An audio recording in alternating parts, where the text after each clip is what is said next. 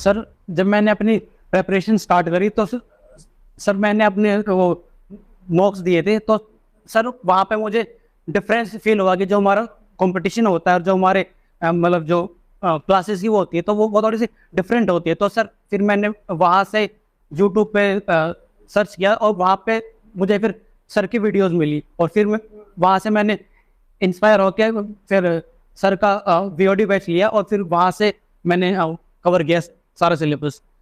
उसके एडिशन में सर जो सर शीट्स देते हैं और जो हमारे पीओक्यूज होते हैं वो मैंने कवर किए। तो ये बताइए, वीओडी बैच से जब आपने चीजें कवर की तो आपने पूरा वीओडी बैच पढ़ा या फिर रिकॉर्डेड बैच में जस्ट मतलब किस तरीके से आपने उसको कवर अप किया? सर मेरे पास टाइम कम था तो सर मैंने वो 2x या फिर 1.5 वो x पे देखा था सर, ताकि वो थोड़ा सा जल्दी हो सके। तो उससे आपको पूरी हेल्प मिली मतलब? यस सर, पूरा कंसेप्ट क्लियर हुआ? यस। तो एक पॉइंट आपने लिखा था गूगल फॉर्म में फ्रॉम 10 मार्क्स, जिसको मुझे बहुत हार्ड टचिंग लगा था, मैंने लिखा भी था हार्ड टचिंग कमेंट करके। वो पॉइंट मतलब एक बार थोड़ा क्लैरिफाई करें। सर जब मैंने अपना पहला मॉक दिया वहां पे सर जो मेरा स्कोर था मैथ्स में वो मेरा 10 मार्क्स था, और सर आज जो मेरा स्कोर रहता है वो हमेशा 45 प्लस रहता है। तो सर ये पूरा क्रेडिट मैं आदित्य रंजन सर को देता हूँ, जिन्होंने मुझे अच्छी तरह पूरा गाइड किया और आज इस मुकाम तक मतलब पहुंच पाया मैं। देखो, इसमें हमारा क्रेडिट नहीं रहता है, पढ़ाते तो उन सभी बच्चों को है, लेकिन बस वो होता है कि जो बच्चा मेहनत करता है जीवन में वो आगे बढ़ता है।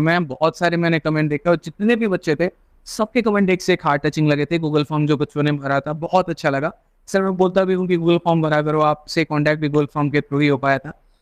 ठीक है, तो ये अच्छा लगा। तो मैथ्स आपका पूरा वहां से कवर हो गया। यस। मैथ्स में आप क्या कहना चाहेंगे? मैथ्स की दो बातें मैं आपके सामने रखता हूँ। पहला पॉइंट कैलकुलेशन, क्योंकि सीपीयू का पेपर मेंस लेवल का होता है तो उसमें मैथ्स का जो कैलकुलेशन पार्ट है उसके ऊपर आपने कैसे काम किया? क्योंकि कंसेप्ट तो चलो मेरी वीडियो से आपने सीखा, वहां से बहुत बेहतर तरीके से आपके इंप्रूवमेंट हुए, शीट्स आपने लगाए तो एक प्रैक्टिस भी अच्छी खासी बन गई, बट कैलकुलेशन को कैसे सुधारा आपने? सर कैलकुलेशन को लेके मोस्ट ऑफ द एस्पिरेंट्स को थोड़ी प्रॉब्लम रहती है, तो सर उसके लिए जो मैंने किया था सर वो मैंने पहले तो टेबल्स, स्क्वायर, क्यूब्स और जो हमारे ट्रिपलेट्स होते हैं वो मैंने अच्छी तरह याद किए। उसके बाद सर फिर जो मतलब रैंडम कैलकुलेशंस मैंने स्टार्ट किया अपने एक पेज पे लेके अपना वो रैंडम कैलकुलेशंस।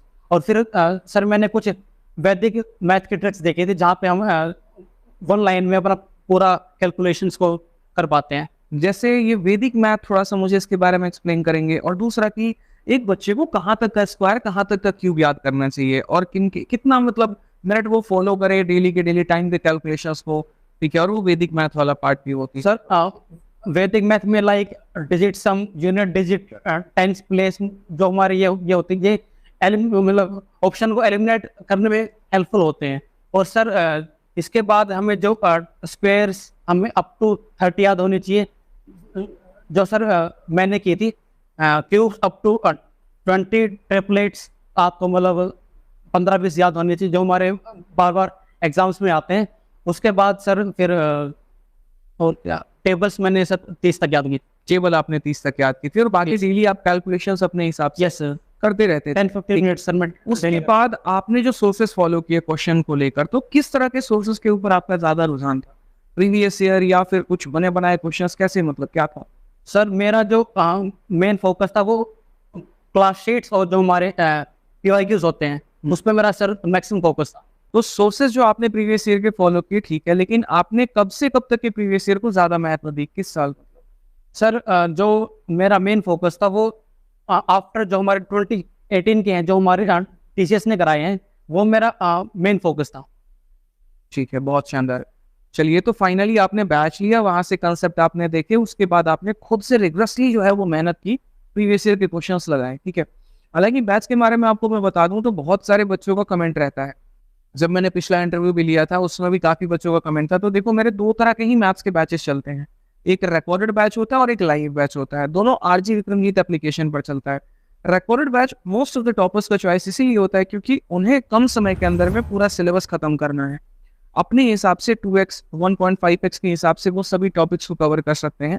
ठीक है, किसी को ज्योमेट्री पढ़ना है, किसी को मेंसुरेशन पढ़ना है या पूरा मैथ्स पढ़ना है तो वो उसे प्रेफर करते हैं।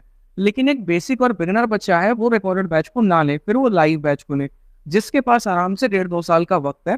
जो एकदम शून्य से चीज़ों को सीखना चाहता है, जिसको हम चैंपियंस बैच भी बोलते हैं। ठीक है, तो एक रिकॉर्डेड होता है, एक चैंपियंस बैच होता है, और दोनों आप आरजे संगीत एप्लीकेशन से ले सकते हैं या ऊपर दिए गए इंक्वायरी नंबर पर फोन करके जानकारी प्राप्त कर सकते हैं। ठीक है, तो फाइनली मैथ्स का तो हमारा कंप्लीट हो गया। अब इंग्लिश का आपका सोच क्या था, क्या क्या आपने मतलब